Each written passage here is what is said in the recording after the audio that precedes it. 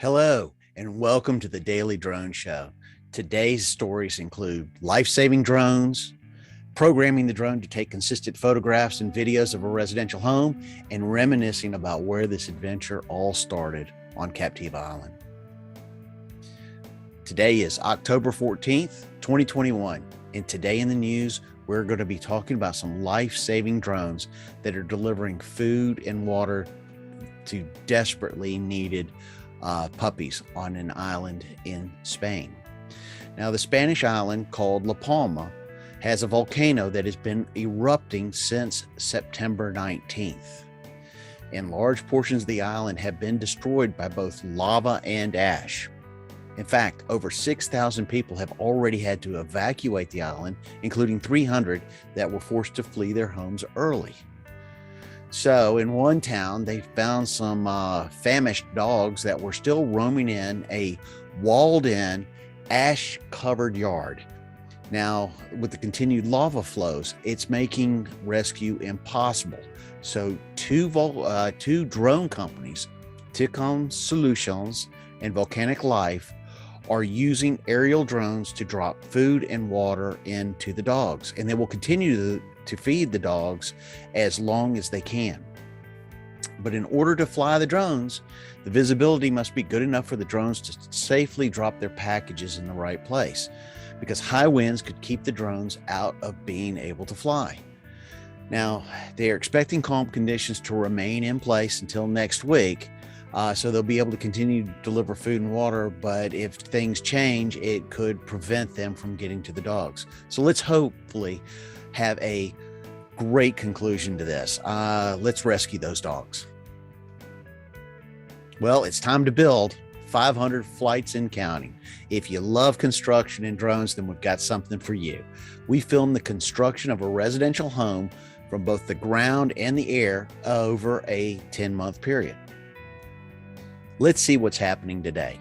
Today is episode 9, Programming the Flight. Well, the constant delivery of material was one of the biggest surprises to me. A delivery truck would usually show up in the morning about 7 a.m. and then it would wait till 7:30 before it began to offload its items. And they were going to be a constant fixture in front of this home, especially over the next 2 months of framing and siding.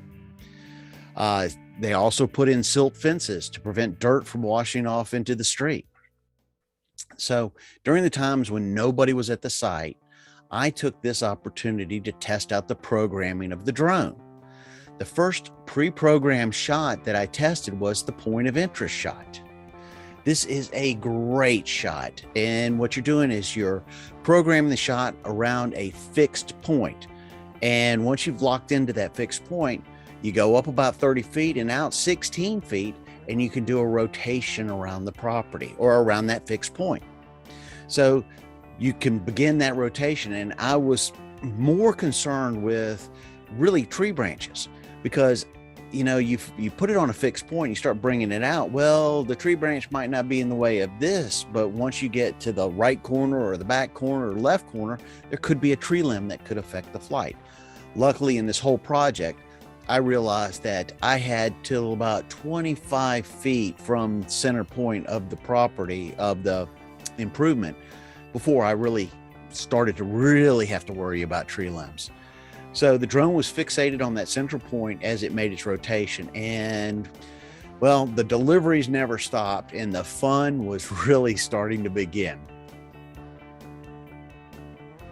Well, today's Thursday, and that means it's time for a tale from the air. So today we're going to go back to where it all began on Captiva Island.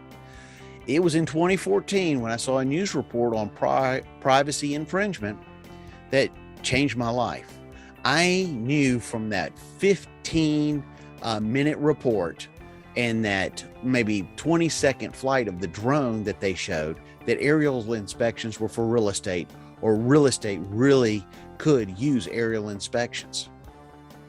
Captiva then became my testing ground. My grandfather lived on the island, so I would go down there at least 4 or 5 times a year to look after him, and then I would get a chance to fly my drone.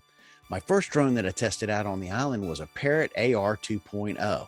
That was a clunky drone, and it flew from my phone, and it had a USB thumb drive to capture the footage from a fixed camera.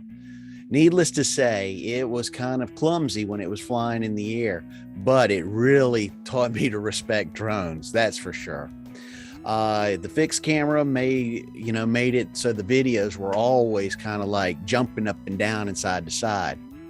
And I actually had to rescue this drone out of a gumball tree.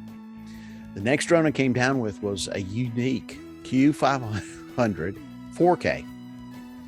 Now, it's also a clunky drone, but it had a super great camera.